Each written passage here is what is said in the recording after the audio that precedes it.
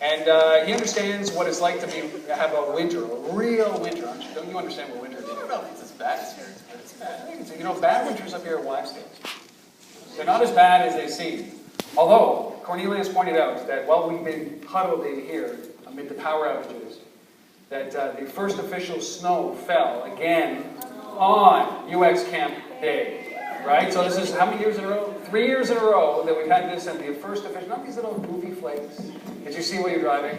Snow. Now, I'm not sure it's snowing out there anymore, but I just want to let you know that this guy understands. He understands winter, he understands snow, he understands hockey, and he understands how constraints cultivate growth. Sure. Thank you.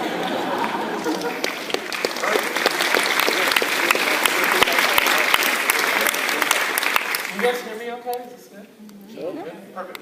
All right, well, as we said, I'm Shay. I want to talk a bit about constraints and generally how you can get what you want from constraints and learning to sort of love them. You know, I want you to do me a favor real quick. Imagine the playground you grew up on, okay? Now imagine that same playground without any rules. They were stripped away. You know, for me, this picture, dodgeball just starts to dominate the entire blacktop, right? The jump ropers and red ropers players are crushed by dodgeballs. And I would try really hard not to cheat at freeze tag, but I still would. It's in my, I just think I would. It's in my blood. And it would never be anyone's turn to go on the swings, right? That wouldn't happen for us. Without rules, there's no real telling what would happen. And I have to think the same happens with design and development, right? It's not all that different. We can design and build literally anything we want, right? The world is our oyster of senses. And the possibilities are endless, and constraints are near invisible inside of that. And we have few rules and fewer limits inside of that too. Unlike that playground though, if we don't have these constraints, we start to find ourselves in trouble. And this is sort of what I want to peel back and look at a little bit here briefly.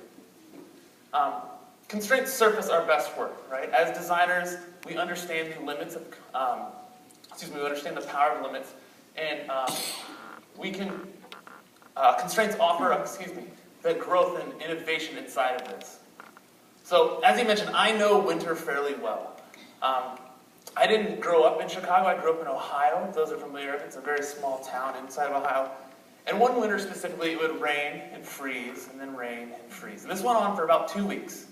And essentially started to kill all of the trees in our town. That's not a good thing. And my dad was an athletic trainer, and when the weather sort of cleared up, he headed outside, started cutting down some of these trees and sort of chip into the community. And as he's cutting down a tree, one of the wood chips flies off the blade and gets stuck in his eye, scratches his retina. So my mother takes him to the emergency room, they pull it out, he's fine and well, and he comes home and he's laying in bed for a few days. But what was really interesting to me was the way he recovered. Doctors told him to put an eye patch on his good eye. It would force him and provide that constraint that made him use his bad eye. And this was what they called constraint-induced therapy. And it pushed him out of his comfort zone a bit, right? And constraining his good eye forced him to use his bad eye. His good eye would never overcompensate for what his bad eye was having. And then I fast forwarded, karma kind of hit, and I broke my arm that summer. And I landed on my arm with my elbow behind my back, and it's a spiral fracture of the humerus. It's really disgusting, and I knew it was broken immediately when it happened because I couldn't lift my arm like this, right? Like it would just sort of swing. And it's horrible. And my dad was an athletic trainer, so I'm holding my arm and I run to him, and I landed on my elbow. I was like, Dad, my elbow is broke, like it's destroyed. I wouldn't let go of my arm though. And he's trying to look at it, he's like, Shay, your elbow is fine. Like, your elbow is definitely not broken. And I had like this smug little look on my face. I was like, your eyes are broken. It didn't work. But karma caught up, and then 3 months later, I was in constraint-induced therapy myself. Doctors were taking my good arm and putting it in a sling, or wrapping it to my chest. The idea was they wanted me to force me to use my bad arm to sort of catch up, right? They were putting me into this constraint-induced therapy to grow and strengthen my bad arm. Now, this is Darby, and Darby's a good friend of mine, a coworker. He's not injured in this presentation, which is good. But Darby's a back-end engineer, right? So he's the complete opposite skill set of myself. And we were kicking around this idea of constraint-induced therapy and sharing stories. We're like, well, why don't we try it ourselves? Right? Darby, why don't we just swallow our fears and switch roles for one project? So we did. I jumped in and started doing back-end development, things that were completely out of my nature, right? I was modeling databases and applications. I was writing controller actions and developing routing systems. And I was handling and learning all things back-end development with Darby's support. And Darby, on the other hand, was doing all things design. He's like, what is this stuff? He was going out and speaking with customers, as awkward as it was for him. He was doing a lot of research. He was doing wireframes and diving into usability testing, and even dipped into the visual design side. And he was constraining himself, right? And I was sort of pushing him along the way and helping him. But he was learning all things design. And the idea here is that we were just trying to stretch our comforts, right?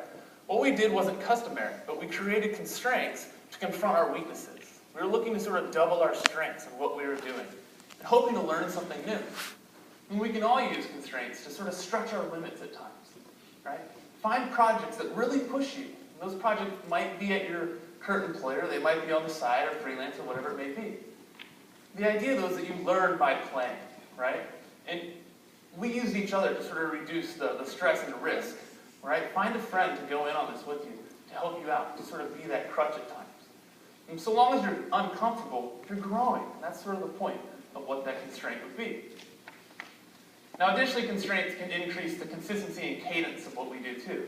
And they can offer and help us deliver an amazing user experience. Now, basketball started as an indoor sport, right, for the big old winter towns. And the idea was that they would just drill peach baskets to the walls.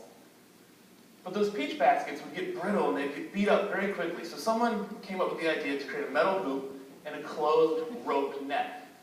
And that worked, right? But the balls had to be physically removed from that net every time someone scored. So every possession, they had to stop the game and pull the ball out. And this is not a good experience. And this is what blows my mind, because it took a decade for someone to be like, well, why don't we cut a hole in that net? Why did it take a decade? I don't know. But they did it. And that helped, right? The game sped up a little bit, then improved. But players still generally moved slow. It took them a long time to get up and down the court. In November 22nd, 1950, I believe it was, the Fort Wayne Pistons played the Minneapolis Lakers. And the score of this 48-minute game was 19-18. Right? Incredibly boring to watch. I didn't play professional basketball in the 1950s, but I imagine it was pretty boring to play too.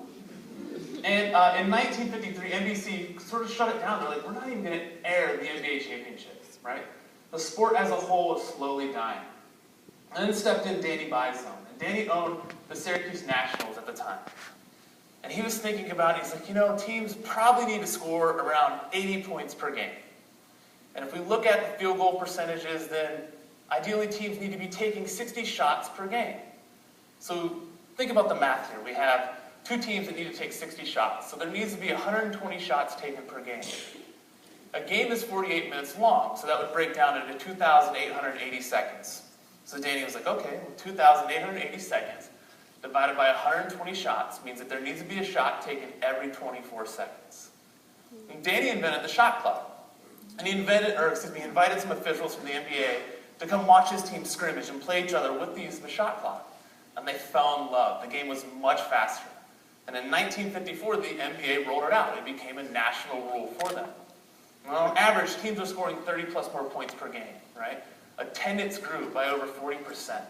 And Danny got himself inducted into the Basketball Hall of Fame in 2000.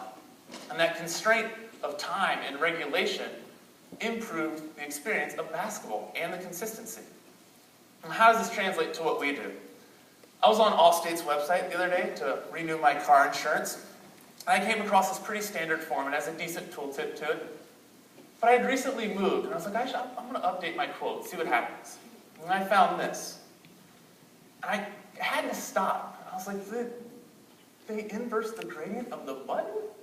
Right? The border has changed, some of the colors have changed, the label placement has changed. All the same on this very similar form. And I was like, okay, well, ideally they left the tooltip the same. Like, they're probably using the same library for this. No. I didn't know what they're doing. I couldn't quite figure it out. And as I'm browsing around, I found this. It's like, this is the same damn form, right? This is the start a quote now form. how many different styles are out there for this? And I was like, okay, the tooltip here, 100% absolutely has to be the same. That would just make sense. No.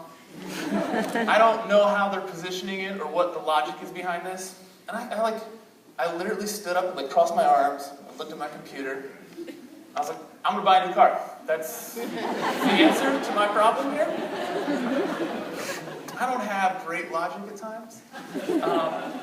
So I went to AutoTrader and I immediately started looking at it and just noticing a handful of inconsistencies, particularly around the buttons.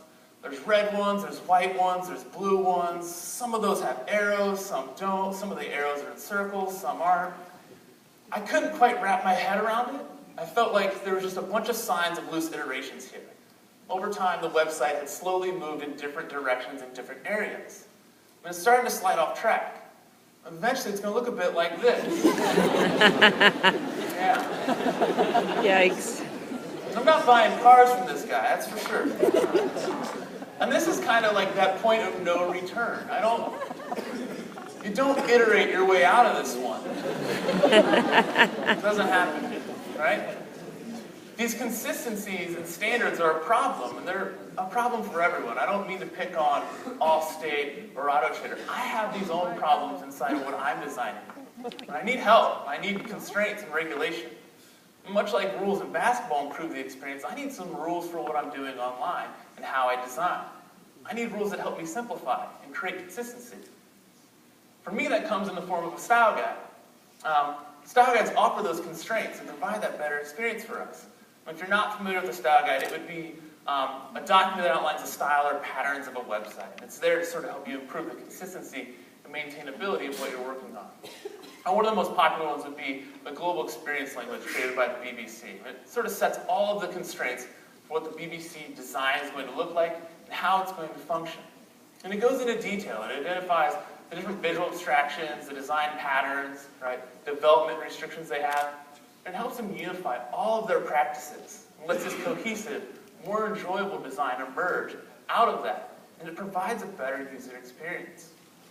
Now, the best designs come from simple and organized strategies. So we need to look to set and follow our rules. We need to do that consistently and stick to them, resisting that urge to give in. We can use regulation, much like basketball used the constraint of time, to improve our user experience. And my hope is today that you don't fight against constraints, that you actually embrace them, you take them and you put your arm around them, and look for their benefits and ways to really fully leverage them. People don't like the idea of constraints when I bring this up. They believe that constraints will hinder their capabilities. But we have constraints for really good reasons. They offer guidance for what's relevant or what's practical, and they let us know what's off course. Do not confuse working within constraints with making sacrifices. Much like the playground had constraints, it keeps it safer and more enjoyable. Embrace those constraints and go on the swings. Thank you.